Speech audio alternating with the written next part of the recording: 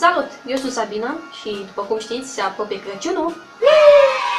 Iei cadouri, brad îmbolobit și cârnați și masă și curățenie prin casă. Bineînțeles, și nu o să mai ai timp, nu o să mai aveți timp să sunați, da?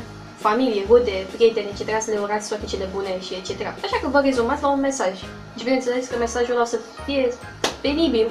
Așa că eu o să împărtășesc cu voi 3 idei, sfaturi, prin care mesajul vostru nu o să mai sune penibil, sau o să fie mai puțin penibil. Primul lucru, nu copia mesajele. Tu primești un mesaj, îți place cum sună, îți dai seama că e cu fiecare. Oh, gata, îl dai pe ăla pe spate. Cu nămezi de zăpadă și etc. ce mai găsești pe acolo. Da? Și editezi mesajul ăla. Ștergi din partea cui provine mesajul, bineînțeles că nu ești fraier să-l primiți exact așa copy-paste, nu? Faci și tu numele tău acolo. Măcar ai muncit puțin la scrierea mesajului. Și le-ai trimis. Le-ai trimis chiar la toată lista ta de contacte. Și o să primești înapoi decât un mulțumesc. Și un smiley face. Și-a dat seama că tu ai copiat mesajul ăla și pur și simplu nu te-ai gândit la ele, deci le-ai făcut cam puțin neimportante. Le-ai cam rănit orgoliu, nu știu cum să zic, știi? Pasul numărul 2. Ca să fii deștept și să o determini pe persoana aia să creadă că tu o crezi importantă, inserezi numele persoanei respective. Unde? În text. Și o să zici: dragă stropinele, Crăciun fericit! Oh, și o să primești înapoi mai pupicul și porcării din astea. Pentru că te-ai gândit la persoana aia și ai făcut-o mai importantă. E clar, nu? Deci sună logic. Da, deci fii atent. Pasul numărul 3. Nu te complica. Păi fii atent, dacă tu bagi o grămadă de metafore și epitete în textul ăla, îl faci și pe Arghezi să fie gelos. Deci nu căuta în text cuvinte pe care tu nu le înțelegi și cititorul tău mai mult ca sigur nu le va înțelege, încât el își va pierde răbdarea și nu va citi tot textul ăla ce ai scris tu. Mai ales dacă tu ești un timid băiat fiind, da? Și trimiți la final acolo, la text: dragă mă, de Crăciun vreau să te căsătorești cu mine. Oh, ia mă să stea de seara că tu ai scris atâtica mesajul. Nu să stea să citească, să ajung la exact la final, unde e cel mai lucru important, nu? Și o să schimbi tot înapoi un mersi. Și tu te gândești: Doamne, nu mă iubește, ce-am făcut, nu se poate. Și gata, viața ta s-a terminat pentru că ai fost prea fraier să o suni, să îi spui sau să vă dăiți față în față și să dai o trandafir. Trece mai departe pe chestia asta. Ok. Fă mesaje scurte. Deci, cum am zis, nu scrie atâta că acum cititorul tău nu o să-l citească. Mesaje scurte. Exemple mai Ruginica. Îți doresc un Crăciun fericit. Mai Vasile. Te aștept la o bere de Crăciun, la mulți ani. Bă, deci ceva simplu, deci nu vă complicați să scrieți nu știu câte porcării din astea cu fie ca ninsoarea să cadă pe pământ și îngerii să cânte pe asfalt, colinde de Crăciun să scolinde casa. Bineînțeles, asta a fost improvizație. Dar vreau să zic că te plictisești și eu mă plictisesc dacă primesc așa un mesaj de Crăciun. Ia Iurea, trimite-i frate acolo. Crăciun fericit alături de tine și de cei dragi ței sau ceva de genul ăsta. Pe scurt, da?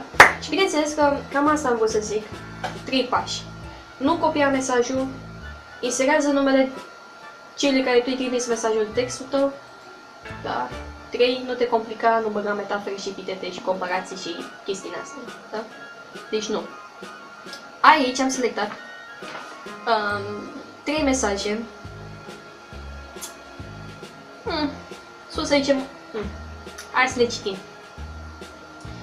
Fie ca sărbătoarea Crăciunului să-ți umple sufletul de bucurie și bla bla bla. Deci nu, cum am zis, nu, renunță la chestia asta. Fie ca.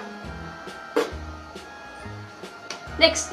Am găsit un mesaj amuzant, dar dacă ești cu capul, cu siguranță nu o să-l înțelegi. Cam așa sună mesajul. Lovit-ar trenul fericirii, trăsnit-ar fulgerul iubirii, cădeți-ar în cap un sac cu bani și un bilet cu la mulți ani. Sună haios, nu? Dar dacă o persoană care e cu capul, da? Și se gândește: bă, frate, ăsta sună cam suspect mesajul. Așa că o să tai din text fericirii, iubirii, cu bani. Și o să vezi și o să iasă. Lovit-ar trenul, trăsnit-ar fulgerul, cădeți-ar în cap un sac. Da? Am ca sigur să se gândească, bă frate, e o scrisoare de amenințare, cineva mă amenință și mai dacă e și eu din ăsta o persoană care s-a, cum să zic eu, te-ai, cum se zice, cum eu, te-ai împrumutat cu bani de la cineva și ai o datorie, da? Și mai primești și un astfel de mesaj și dacă tu ești cu capul și chestii de-astea, e clar că înțelegea pe mesajul și chiar te îndrumă. Și un bilet, deci ține minte, ia biletul ăla de acolo, fă-ți un bilet de hârtie, frumușel, pătrățel micuț și scrii: m-a ucis și numele celui care ți-a trimis mesaj. Zice: m-a ucis Costache. Bineînțeles că peste câteva zile o să mori. Nu ne ferește, dar vreau să zic ce se poate întâmpla, da? Peste câteva zile mori, vin criminaliștii, medicina legală, te caută aia prin buzunar și găsesc un bilet. M-a ucis Costache Neculai. Puh, gata! Nino, poliția s-o arestat până și gata, l-a prins pe infractor. Da. Iar ultimul mesaj scrie așa: e Crăciun, e divin.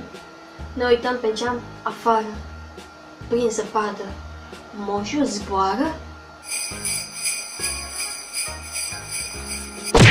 Cum și-a prins moșul să zboare prin fața mea, chiar nu înțeleg.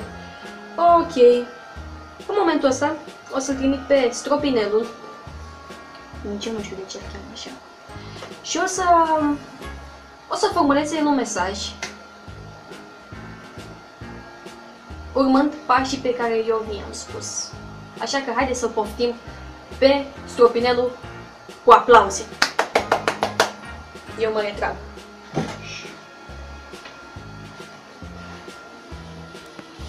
Ta-da! Salut! Eu sunt Stropinelul! Așadar, Sabina m-a trimis aici ca să vă zic ce fel de mesaj trimit eu. Băi, ai înțeles, da? Urmez sfaturile mele, da? Ok, urmez sfaturile tale, ok. Și m-am gândit așa să-i trimit un mesaj iubitei mele, că eu am iubită. O să scriu așa. L-am notat aici pe foaie. Fie ca frumusețea ta atrăgătoare să mă atragă între picioarele tale. Ce ai scris, nesimțitule?